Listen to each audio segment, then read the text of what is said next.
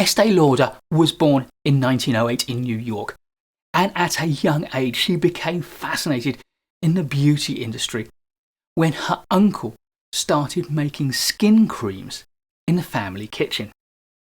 But while Lauder was to become adept at creating fragrances, it was her skill at marketing that really singled out her genius. Some of the things she was doing to market her products from the late 40s onwards would seem to us today as very modern indeed, which is why I think of Estee Lauder as the mother of modern marketing.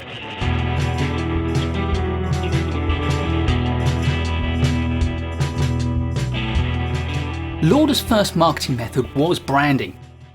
She grew up in a New York Jewish family of immigrant stock. Her mother was Hungarian, her father was Czech, and her given name was Josephine Esther Menzer. However, the fragrance industry of the time was firmly based in Paris, in France. So she Frenchified her middle name Esther to Estee and took her husband's surname Lauder and rebranded herself as Estee Lauder. After that, Lauder's marketing tactics read somewhat like a modern marketing manual. First, give away samples. Estee Lauder pioneered the try before you buy approach, which is so widely used online today, particularly by software companies who will give free trials to their subscription services. Hands-on consultative selling.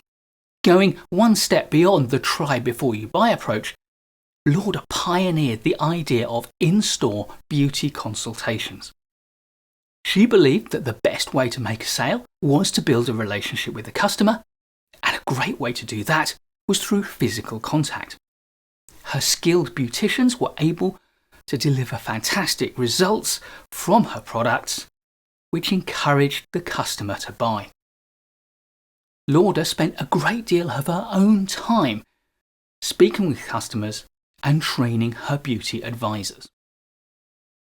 Brand clarity.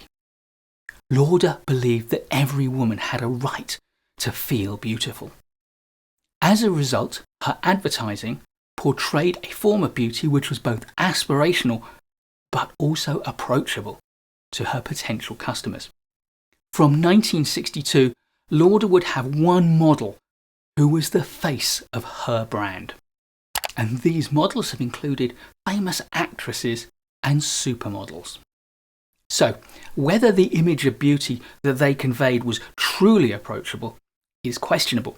However, they did create a distinctive image for the company. Direct mailing. Early on, Lauder was able to win concessions at major New York department stores, including Saks. There, she used the Saks mailing list to send samples to Saks's customers and encourage them to come into store and try her products. Direct mailing may have fallen somewhat out of fashion today, but it does still exist. Of course, email direct mailing is huge. But real direct mailing is on the rise again as people realise that the power of email direct mailing is weakening, and therefore the impact of receiving something through the post is increasing again. Clever naming. Estee Lauder was very smart in the way she named her products. This despite the fact that the US Food and Drug Administration is very strict on the use of scientific names in products. When they penalised Lauder's competitors, she was far more savvy in the use of naming.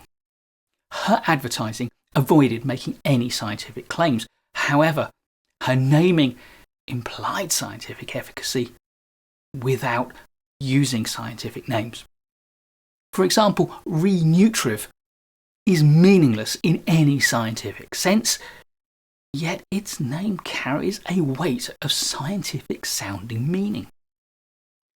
And the names of their current product range includes many equally meaningless uses of science babble. Futurist Hydra Revitalizing Supreme Plus, Micro Essence, and Supercharged Complex. Clever pricing. You get what you pay for, my father used to say. And Estee Lauder used a clever premium pricing model, which it continues to use to this day. Lauder did insist on the use of top quality ingredients in her products, but her pricing includes a massive premium markup to give it that reassuringly expensive feel. This creates a feeling of exclusivity and further reinforces the sense of quality, which can be enhanced again through the use of clever packaging. Arguably, the single most valuable piece of real estate in any department store is the price label. Gift with a purchase. The idea behind the last of my examples may well have been Lauder's. And even if it wasn't, she certainly exploited it well.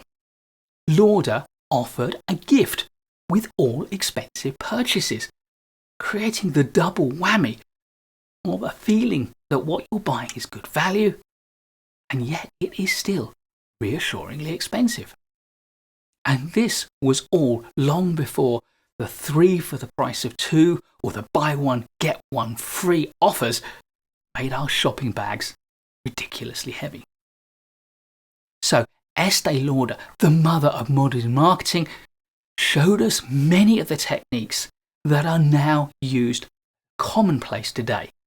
But in her time, in the late 40s and the 1950s, when she was first using them, these were new, exciting and vibrant ideas that propelled the Estee Lauder company to the very top rank of consumer product manufacturers and distributors.